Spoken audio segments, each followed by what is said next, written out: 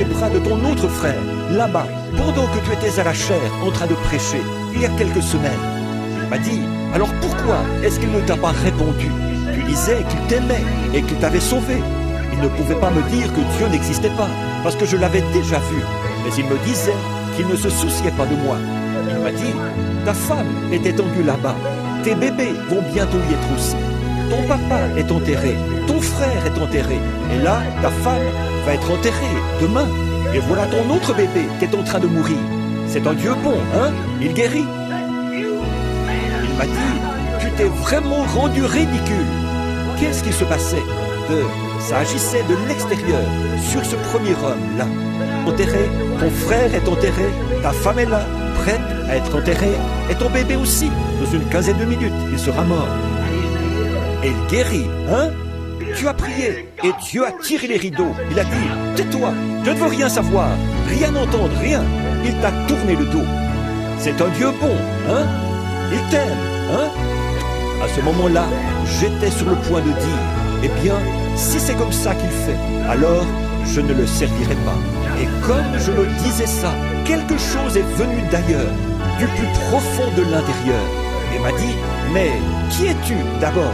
Le Seigneur a donné, et le Seigneur a repris. Voyez, c'est cet homme intérieur. Lui, il ne raisonne pas du tout. J'ai repensé au passé, et je me suis dit, comment est-ce que je suis venu sur terre? Je viens d'une bande d'ivrognes. Comment est-ce que j'en suis arrivé ici? Qui m'a donné la vie?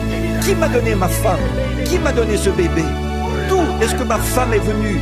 D'où est-ce que ma vie est venue? J'ai dit, qu'il me tue, j'espérerai quand même en lui. J'ai dit, arrière de moi, Satan. J'ai posé ma main sur le bébé. J'ai dit, Sharon ma chérie, je vais te déposer dans les bras de ta maman dans quelques minutes, quand les anges de Dieu viendront t'enlever. Mais un jour, papa te reverra. Je ne sais pas comment ça va se passer, ma chérie. Je ne peux pas te le dire. Là, il me tourne le dos. Il ne veut même pas m'écouter pour toi.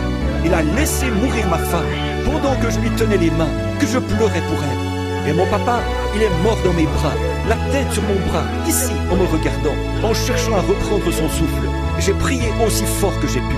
Comment est-ce que je pourrais retourner devant les gens, prêcher la guérison divine? Comment est-ce que je pourrais prêcher qu'il est un Dieu bon quand il a laissé mon propre papa mourir pécheur? Comment est-ce que je pourrais prêcher ça? Je ne sais pas comment. Et je sais qu'il a raison. La parole de Dieu ne faillira jamais. Elle vaincra, quoi qu'il arrive. Alors j'ai su qu'il y avait quelque chose de plus profond que tous les raisonnements, quelque chose de plus profond que toutes les émotions, que toutes ces choses-là.